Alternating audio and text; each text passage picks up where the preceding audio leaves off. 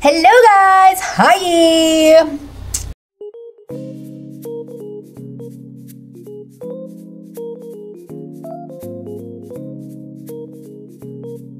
Okay guys, so pupunta tayo kila Ernestine ngayon dahil matagal-tagal ako hindi nakapunta sa kanya. Sobra, siguro 1 month din.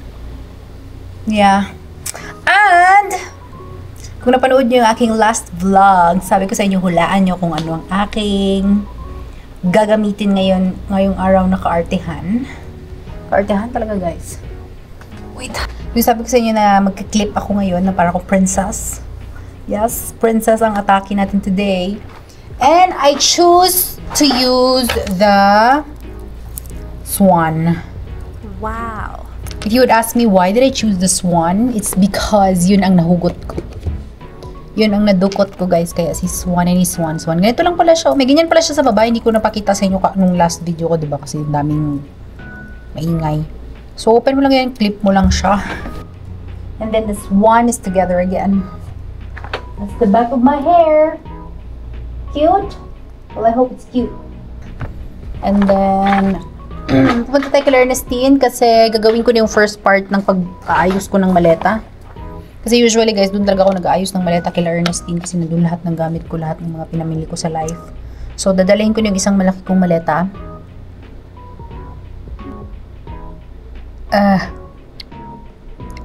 It's been a long time na nag-lipstick ako. 2 weeks. So, technically, next week is Holy Week. Yeah, next week yung Holy Week. And, yes. Guys, ipakita pala ako sa inyo. Yung last vlog ko, diba sabi ko, may bangs ako. Okay naman siya guys, ka-color naman talaga siya ng hair ko. But my main issue and my main concern is, like nakikita nyo ba yan? Parang hindi siya acceptable sa world na nandito lang yung bangs mo. or pwede siyang gawing ganyan, no? Isa lang. Pekeng-peke ang dating natin dito, auntie. Kita ng bangs guys na yan lang. But it's nice. It's cute though. It's very cute and very weird and strange. Ano siya, yung manipis siya guys. Like, yung sakop niya ba? Yung ulo nito pang baby. So, acceptable sana siya kung 2 piraso sana na ganito. Acceptable. Pwede ganyan na lang nga. Para kalahati na lang. Oh. Diba? Doble karak ka ngayon. Guys, so, nandito na ako kila Ernestine. Actually, kayo na pa ako nandito mga 30 minutes na. Tulog pa yun siya. Galing kasi siya ng night duty. Tapos straight siya nag-night duty. So, kanina pa ako nag-doorbell sa kwarto niya. Wala siyang response. So, I have decided to go out alone. Lumabas ako. Bumili ako ng pagkain namin. Bumili ako ng tinapay na may egg. Di pa kasi ako nag-break ng fast ko. Dito na ako mag-break ng fast. Or siguro kakain kami mamaya sa kitchen. In which, 6 ata ang open ng kitchen nila. Naghahanap ako ng like anything na parang salad bowl. Kasi parang gusto ko kumain ng more vegetables. Like fresh vegetables, ganun. Wala palang mga salad bowl dito. Na-realize ko Saudi Arabia pala ito guys. So, katukin natin siya ulit. Try natin kung magigising siya ulit sa doorbell ko. Try ko. Hi guys. Huge table. So, Nakaupo ko dito sa gilid ng, hindi na ito kalsada. Ano to? Waiting. Doon yung bahay ni Ernestine. Doon siya sa loob. Ayaw niya magising. So, dito na lang muna ako hanggang ewan ko kung kailan siya magigising. Kasi ang daming beses ko na nag-doorbell sa kanya. So, ako ay makikinig na lang ng Bible preaching. And pagkagising niya, saka na lang ako kakain. Total, di pa naman ako gutom. Time check, 6 p.m. Ano oras ba ako kumain kahapon? Kumain ako kahapon ng 4 p.m. So, 26 hours na akong fasting. That's alright. Di pa naman ako gutom. Pero pag mga siguro magsi-7 na, wala pa rin siya gigisingin ko na talaga. Pipindot-pindutin ko na talaga yung alarm, yung doorbell niya. Siya na ba to? Ikaw na ba to, Day? Hindi. So, okay. Ako ay magbabasa na lang muna dito sa labas. Mag-chill na lang kasi maganda yung hangin din naman. May breeze of air. So, yes. Ayan. So, nandito na siya guys. Madilim na. Tulog talaga siya, sabi ko sa inyo. Pinindot ko na talaga yung doorbell niya kasi nag-ano na. Sumisigaw na yung kaluluwa ko. Mahiwalay na yung kaluluwa ko sa katawan ko. The numbness is real na. So, kinatok ko na siya. Tama talaga. Tulog talaga siya. So, punta muna kami ng kitchen at kami ay kakain. Lagi pa isda ang maabutan ko. Kain tayo, guys. Tingnan nyo. Tingnan yung pinggan ko. Fish. Happy ako, fish. Fish cake. Para siyang cake. Sige lang, ilagay mo yung Lagay ko dito. ito din ang munggo sa'yo. Ayaw nyo ng fish nyo. Hindi. Gusto mo namang ilagay dito? Hindi. Ikaw ba? Ay, Lalapilit ito. siya. Kasi mainit. Okay. Ilaba ako. Pasalubong yan. Guys, labasan na ng gamit. Yan dahil less option yan mga sugar. Kasi pwedeng ano. Ay, okay. May ganito pala ako. So, dinala ko yung maleta ko kasi maglalagay tayo ng mga kaya nating malagay. So, ito na sila lahat yung ilalagay natin. Kunti lang man siguro. Ang may ganun pa pala. Kunti, hindi ba ako nakaano? Hindi pa ba? So, ito na guys. Walang kamatayang. Dami pa pala. Swag na muna. Okay, gata. Si mga ganyan. Dyan na muna yan. Marami pa. Meron pa niyan. Hindi naman nangalanay ito. Okay lang man siya. Kaya malamig man ang room mo. Hindi, tsaka kaya hindi ko rin siya dinikit dyan kasi mainit pa ng wood. Okay guys, so let's get it on. So this one, this is bulky. I think kasha. Ano ko? Oo.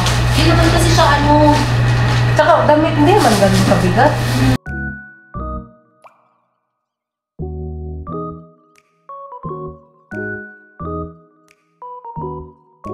Okay. Ano na yung pipe pala niya?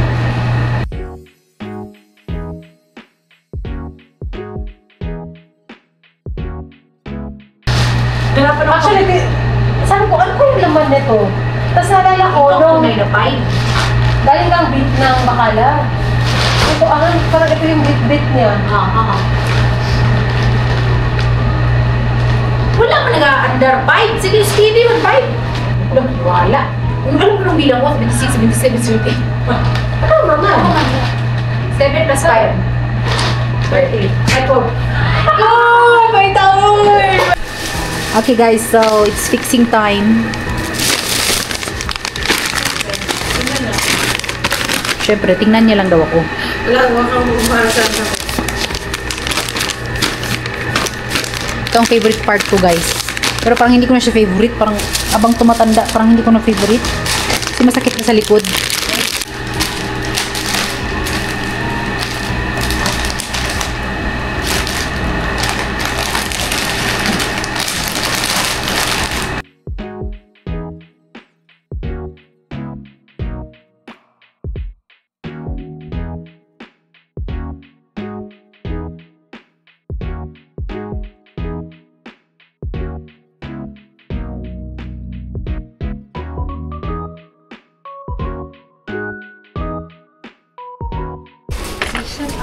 Andito kami guys sa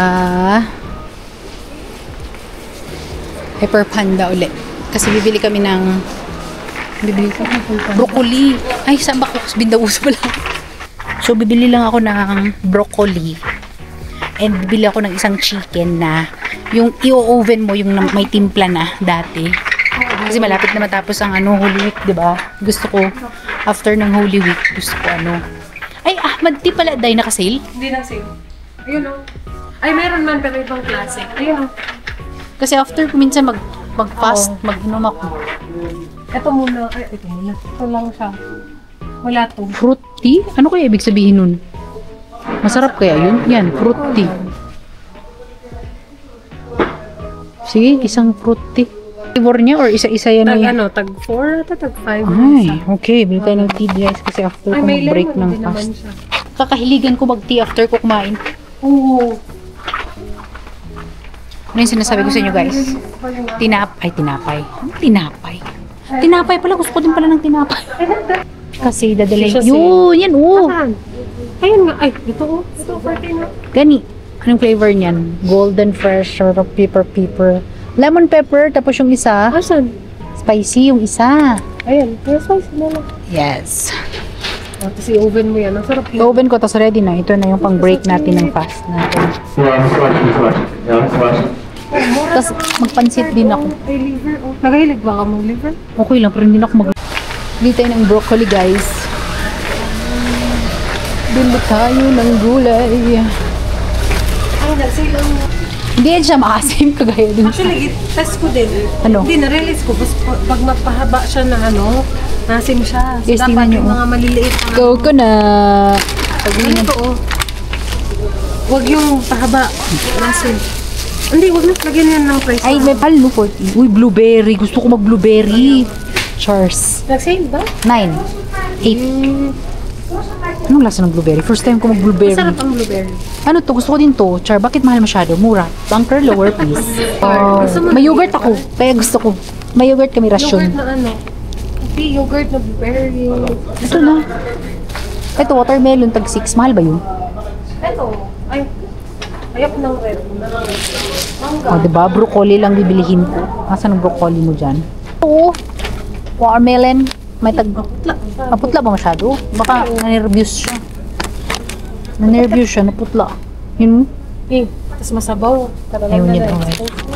Okay, guys. Ang buok Yan. siguro. Okay pa. Sweet melon. Masarap din yan. Dragon fruit, oh. Oh. 51. Huwag na. Okay lang ako. Uy, kuya, 51 reals, guys. Interday. Ayoko. Ay, tag 6 lang yung broccoli ko. Hindi, depende sa timbang. Okay, Hindi, ito. abot isang kilo. Brother, no need ko na. Ay, nilagyan to. Sa akin nilagyan. Hada mic tadya. Halas na.